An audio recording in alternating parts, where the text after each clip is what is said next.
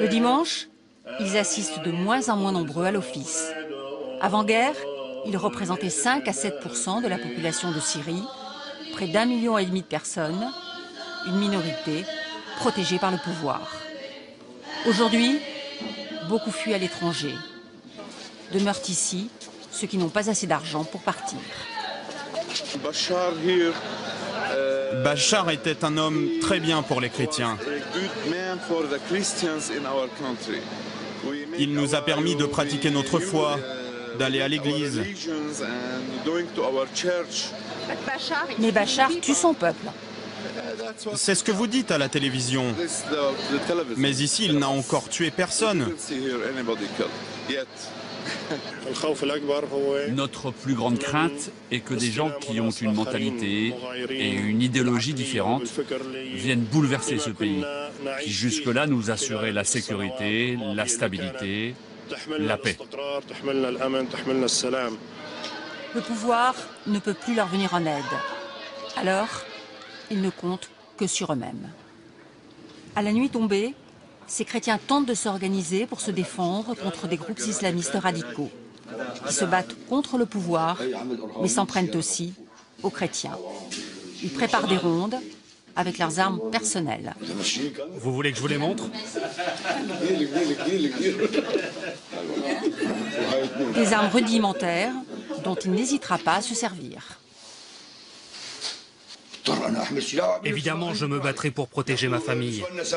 Vous voulez que je laisse les islamistes prendre nos femmes, nos enfants ou nos biens? Jamais. Avant-guerre, Elias Alkas n'appréciait pas Bachar el-Assad. Mais maintenant, il préférerait qu'il reste au pouvoir, par peur des islamistes. Chaque nuit, il fait la tournée des églises.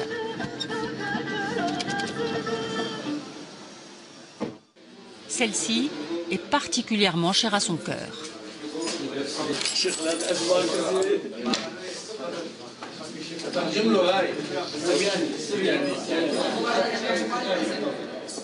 Tout en haut de la nef, il tient à nous montrer un tableau. Une vierge devant un village. Regardez, les chrétiens de ce village ont résisté à toutes les invasions. C'est la Vierge qui les a protégés. Ils n'ont jamais été vaincus. C'est pour nous un symbole qui nous donne de la force. Ces chrétiens deviennent de plus en plus inquiets car la guerre se rapproche. À une centaine de kilomètres à peine, elle a dévasté ce village, Sérékanié, au début du mois de février dernier. Commerces fermés, habitations effondrées, impact sur tous les murs. Le quartier chrétien a payé le prix le plus fort. Des groupes djihadistes ont attaqué les Kurdes qui protégeaient les chrétiens.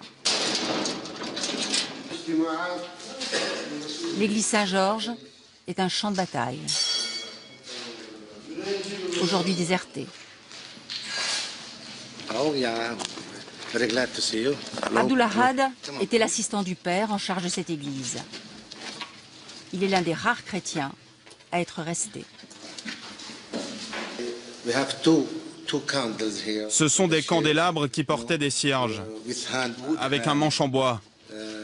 Ils ont tout cassé. Mais pourquoi? Ils ont brisé le tabernacle et pris ce qu'il y avait dedans.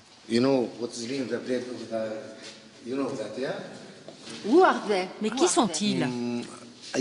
Je ne peux pas vous le dire. Je n'étais pas là pendant les affrontements. Mais je pense que les combattants des deux côtés ont fait ça. À l'étage, il veut nous montrer les dégâts dans l'appartement du prêtre. Entrez, s'il vous plaît. Le religieux est aujourd'hui en fuite. Une vision de désolation.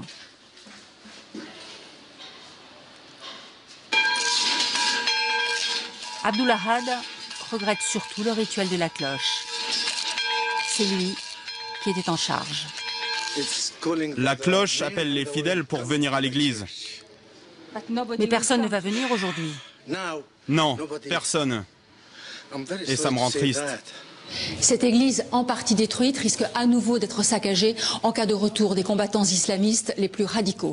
Pour les habitants de la région, essentiellement les chrétiens et les Kurdes, la question n'est pas de savoir si la guerre va encore éclater ici, mais quand.